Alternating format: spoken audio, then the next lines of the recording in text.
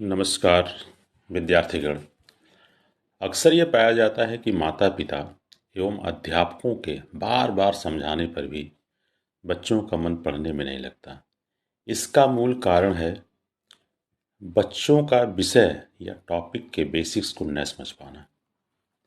जैसे गणित में यह देखा गया है कि जब प्रश्न में प्लस और माइनस एक साथ आते हैं तो बहुत से बच्चे ऐसे प्रश्नों को हल करते समय यह समझ ही नहीं पाते कि कहाँ पर प्लस लिखें और कहाँ पर माइनस, जिसके परिणाम स्वरूप बच्चे गणित से डरने लगते हैं। लेकिन अब ऐसा नहीं होगा, क्योंकि आज हम प्लस और माइनस को अपना दोस्त बनाने जा रहे हैं। बच्चों, आप लोग इस वीडियो को ध्यान से देखें। मेरा पूरा विश्वास है कि इसे देखने के बाद प्लस और माइनस का भूत भाग जाएगा और आपको मिलेगा एक प्यारा दोस्त। आइए बच्चों, अब हम लोग एक प्रश्न को हल करते हैं। आपकी स्क्रीन पे एक प्रश्न दिखाई दे रहा होगा, जिसको हम लोग सिंप्लीफाई करेंगे या इसका सरलीकरण करेंगे। प्रश्न क्या है? प्रश्न है, पहले ब्रैकेट में है A square plus B square plus C plus 1। उसके बाद माइनस दूसरे ब्रैकेट में है A square minus B square plus C plus 4। अब यहाँ देख रहे हैं कि पहले ब्रैकेट के आगे कोई सिंबल नहीं है। जब कोई सिंबल नहीं है तो हम ये मान सकते हैं कि इसके आगे प्लस है। जब किसी टर्म के आगे कोई सिंबल नहीं होता तो हम मानते हैं कि वहाँ पे प्लस है। तो जब प्लस है तो इसको हल करते समय हम नीचे जितने भी टर्म हैं इसको एज इट इज़ उतार देंगे। देखिए यहाँ पे हमने क्या किया, ए स्क्वायर को ए स्क्वायर लिखा, बी स्क्वायर को प्लस बी स्क्वायर लिखा, हम उनके सिंबल के साथ नीचे उतारते हैं। प्लस सी को हमने प्लस सी लिखा, प्लस 1 को यहाँ पे प्लस 1 लिखा। अब देखिए यहाँ पे हमें दिखाई दे रहा होगा दूसरे ब्रैकेट के पहले माइनस, माइनस यानी कि खतरा, यानी कि विलेन। अब विलेन का काम क्या होता है? आप अगर हिंदी फिल्मों में देखे होंगे, हिंदी फिल्म क्या किसी भी फिल्म में विलेन का एक ही काम होता है, जैसे ही घर के अंदर आएगा वो तोड़ फोड़ मचा के रख देता है, सारी चीज़ों को उलट पलट कर रख देता है। ऐसे ही अगर हम यहाँ देखते हैं कि जब दूसरे ब्रैकेट के सामने माइनस है तो हम क्या करेंगे, सारे सिंबल जब हमको हल करेंगे तो उलट जाएंगे। यानी जब हम नीचे लिखेंगे इनको या ब्रैकेट ओपन करेंगे तो क्या लिखेंगे, यहाँ पे ए स्क्वायर। अब ए स्क्वायर के आगे कोई सिंबल नहीं है, इसका मतलब है कि वहाँ पे प्लस का सिंबल है। तो जब ब्रैकेट के बाहर माइनस है तो ब्रैकेट जब खोलेंगे तो हम क्या लिखेंगे, माइनस ए स्क्वायर। अब माइनस बी स्क्वायर है ऊपर, तो जब नीचे लिखेंगे इसको लिखेंगे प्लस बी स्क्वायर। क्या किया हमने, माइनस को प्लस कर दिया। इसी प्रकार आप देखते हैं कि वहाँ पे प्लस सी है, जब प्लस सी को लिखेंगे तो हम नीचे लिखेंगे माइनस सी, माइनस सी। उसके बाद देखेंगे प्लस 4 है तो प्लस 4 के आगे हम क्या कर देंगे, माइनस 4 हमने लिखा। यानी हमने क्या देखा, हमने देखा कि अगर ब्रैकेट के बाहर माइनस का सिंबल हो, यानी अगर दरवाजे के बाहर कोई विलेन खड़ा हो तो दरवाजे के अंदर जो जो सिंबल हैं वो सारी चीज़ें क्या हो जाएंगी, उलट जाएंगी। ठीक है, हमने इतना लिखा। उसके बाद क्या करेंगे अगली लाइन में, अगली लाइन में हम क्या करेंगे, अब ये ब्रैकेट, दोनों ब्रैकेट हम लोगों ने खोल लिया है। अब हम सारे टर्म को एक क्रम में रखेंगे। क्रम रखने का तरीका क्या होता है कि पहले जिस टर्म के ऊपर सबसे बड़ी पावर होगी, कोशिश करते हैं कि उसको सबसे पहले रखा जाए, उसके बाद उससे कम वाले को, फिर उसके बाद सबसे लास्ट में हम डिजिट रखते हैं। तो अब यहाँ पे देखते हैं क्या करते हैं। यहाँ पे देखिए ए स्क्वायर है, यहाँ पे ए स्क्वायर है तो हमने ए स्क्वायर लिखा। अब फिर यहाँ पे माइनस ए स्क्वायर है तो वो हमने यहाँ पे लिखा माइनस ए स्क्वायर।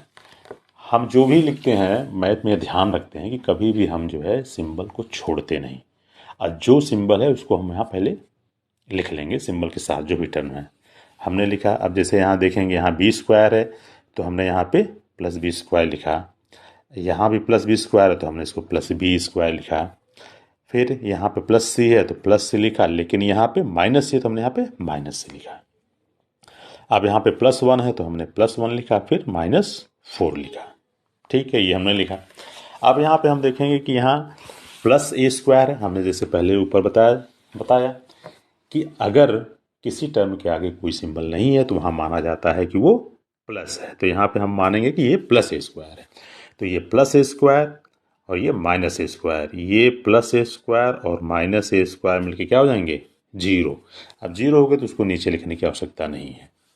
इसी प्रकार हम यहाँ देखते हैं कि बी स्क्वायर है प्लस बी स्क्वायर है। अब यहाँ पे दोनों के सिंबल सेम है। जब सिंबल सेम होते हैं तो क्या होते हैं, वो चीज़ें जुड़ जाती हैं आपस में। तो यहाँ पे B square plus B square, तो हमने क्या लिख दिया यहाँ पे टू बी स्क्वायर। फिर आगे देखते हैं यहाँ पे प्लस सी है अब माइनस सी है, फिर यहाँ पे चीज़ें सेम है लेकिन सिंबल क्या है, अलग अलग है, प्लस और माइनस है, इसलिए फिर ये भी क्या हो जाएगा, जीरो। इसको भी हम जीरो कर देंगे इसलिए हम यहाँ लिखेंगे नहीं। अब यहाँ देखते हैं कि माइनस फोर और प्लस वन है, तो यहाँ क्या करेंगे, जब ऐसी स्थिति होती है कि एक टर्म के आगे प्लस हो और एक टर्म के आगे माइनस हो, तो वहाँ पे हम क्या देखते हैं कि कौन सा टर्म बड़ा है।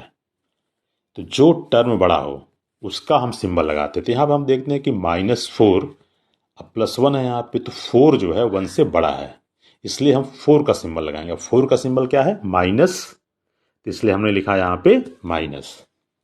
और उसके बाद जब दो अलग अलग सिंबल होते हैं तो हम यहाँ क्या करते हैं, सब्ट्रैक्ट करते हैं, यानी कि घटाते हैं। तो घटाएंगे कैसे, बड़े में से छोटे घटाएंगे, तो चार में से एक घटाएंगे तीन, तो हमने यहाँ पे ये लिख दिया तीन। तो ये हो गया आपका सोल्यूशन। सोल्यूशन क्या हो गया आपका, जो है सोल्यूशन आपका हो गया two B square minus three. अच्छा, अब हम एक तरीके से और इस चीज़ को समझाना चाहेंगे माइनस प्लस को, कि मान लीजिए कि मेरे पास माइनस 10 रुपये हैं। अब माइनस 10 रुपये का क्या मतलब, माइनस 10 रुपये, तो आप कहेंगे माइनस 10 रुपये तो होते नहीं हैं, तो कैसे आपके पास माइनस 10 रुपये हैं। तो माइनस 10 रुपये का मतलब यहाँ पे ये है कि मेरे पास तो पैसे नहीं हैं, लेकिन हमने किसी से जो 10 रुपये उधार लिए थे वो भी मेरे पास खर्च हो गए, अब वो भी मेरे पास नहीं है, यानी कि अब मेरे ऊपर किसी का कर्ज है, कितने का, 10 रुपये का। अब मान लीजिए मैंने कोई काम किया, हमें वहाँ से 20 रुपये मिले, तो हमें मिले कितने, प्लस 20, प्लस 20। ठीक, प्लस 20 को हम क्या लिख सकते हैं, 10 प्लस 10। ठीक, तो अब हमें मिले 20 रुपये। अब हमें 20 रुपये मिलेंगे तो पहले मैं क्या करूँगा, तो पहले ये 10 रुपया जो मेरे पास उधार है तो मैं ये 10 रुपया दे दूंगा। ठीक, तो ये तो 10 रुपया मेरा चला गया उधार चुकाने में, और फिर मेरे पास कितने बचे, 10, यानी कि अब मेरे पास बचे 10 रुपये। तो हमने क्या देखा कि माइनस 10 और प्लस 20 इक्वल टू 10। इसका क्या मतलब हुआ कि जब भी दो सिंबल अलग अलग हों और दो जो डिजिट बड़ी होगी उसी का सिंबल लगता है, और दोनों को क्या करते हैं, सब्ट्रैक्ट करते हैं, यानी घटा लेते हैं जो है।